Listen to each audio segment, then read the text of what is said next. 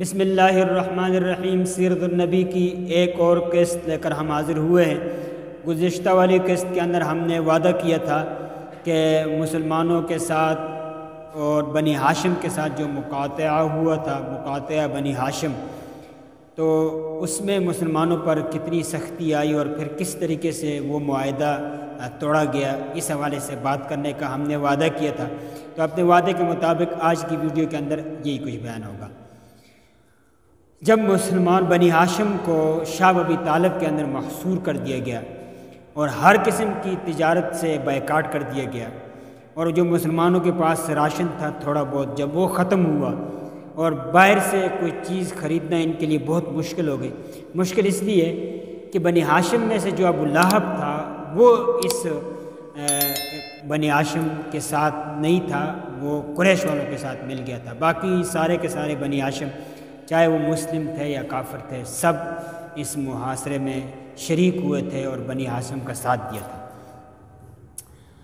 اب جب باہر سے کوئی تاجر آتا تو ابو لہب اس تاجر کو پکڑتا اور پکڑ کے یہ کہتا کہ بھائی آپ نے محمد اور اصحاب محمد پر کچھ بھی چیز نہیں بیچنی، اور اگر آپ بیچنا بھی چاہتے ہیں تو مہنگے داموں میں بیچیں گے، اگر آپ کو کوئی نقصان ہوتا ہے تو وہ نقصان میں ادا کر دوں گا۔ تو اب جب صحابہ کرام آتے اور کوئی چیز خریدنا چاہتے تو وہ اتنے زیادہ مہنگا ہوتا کہ وہ خریدنا صحابہ کی پہنچ سے دور ہو جاتا اور پھر چھوڑ کے چلے جاتے۔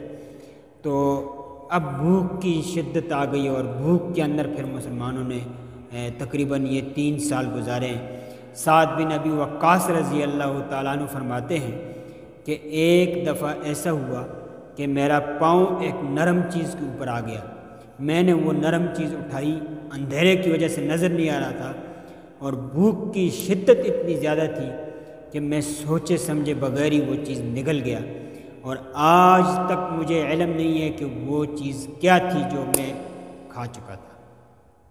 یہی سعد بن ابی وقاص رضی اللہ تعالیٰ عنہ فرماتے ہیں کہ ایک دفعہ میں تقاضے کے لیے باہر نکلا تو مجھے اونٹنی کی کھال، خشک کھال نظر آئی، میں نے وہ کھال لی اور اس کو پانی میں ڈبو کر تر کیا، اس کے بعد اس کا ایک صفوف سا بنایا اور وہ میں نے کھا لیا۔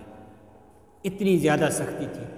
حکیم بن حزام کے بارے میں آتا ہے کہ حکیم بن حزام کی پھپھی تھی حضرت خدیجہ رضی اللہ تعالیٰ عنہ، تو آپ غلہ لے کر جاتے تھے تاکہ اپنی پھپھی حضرت خدیجہ تک پہنچا سکے۔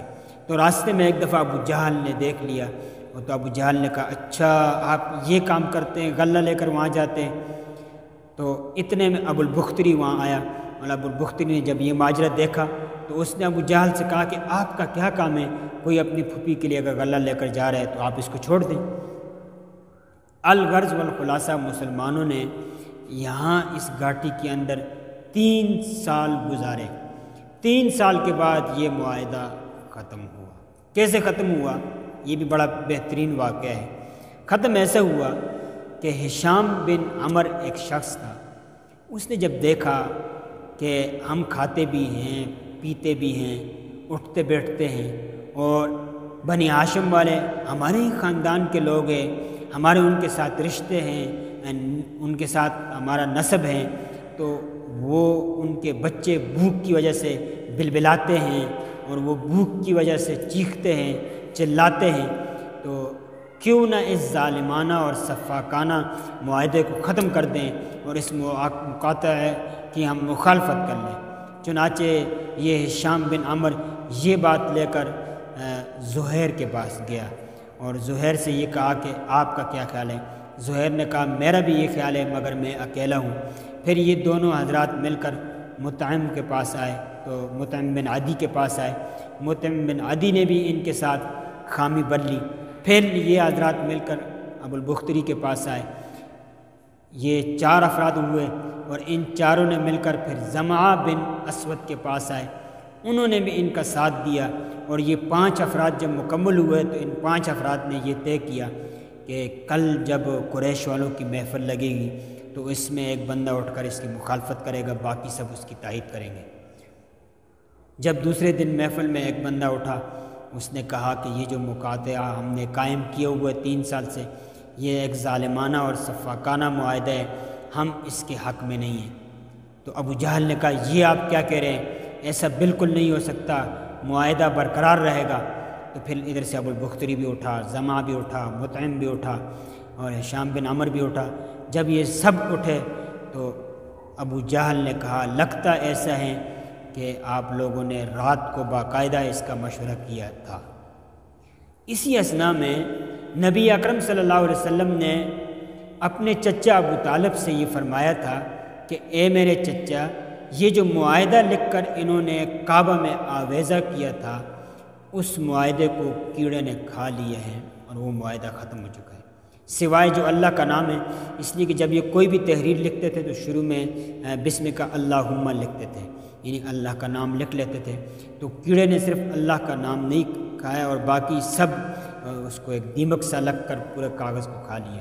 ابو طالب نے یہ بات بھی قریش کے محفل میں بیان کر دی۔ جب محفل میں یہ بات پر بیان ہوئی تو پھر باقاعدہ طور پر وہ معاہدہ وہاں سے اتار کر لایا گیا تو دیکھا تو سارا کا سارا معاہدہ کیڑے نے کھا لیا تھا اور صرف بسم کا اللہم باقی تھا۔ ابو طالب کے بارے میں مشہور ہے کہ آپ نے ایک قصیدہ لکھا تھا، قصیدہ لامیہ کے نام سے مشہور قصیدہ ہے، وہ بھی اسی 3 سال کے دوران آپ نے شاب ابی طالب میں آپ نے لکھا تھا۔ یوں یہ جو محصور تھے اور جو بائیکاٹ تھا یہ ختم ہوا اور مسلمان سن 10 ہجری کو یعنی نبوت کے 10ویں سال مسلمان پھر 3 سال کا عرصہ گزارنے کے بعد وہاں سے باہر نکلے، اور آگے بہت ہی بہترین مضامین چلنے والے ہیں۔ ہمارے ساتھ رہیے گا، بہت شکریہ۔